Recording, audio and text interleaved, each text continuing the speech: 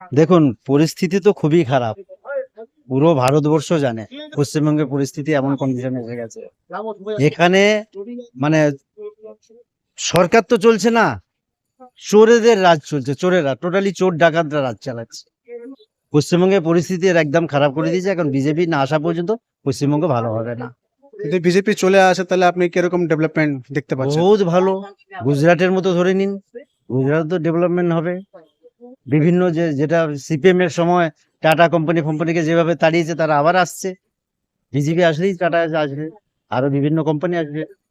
যুবাদের জন্য তো দেখুন, বিভিন্ন কোম্পানি আসলে যুবাদের জন্য চাকরি তো বাধাই আছে, চাকরি তো হবেই।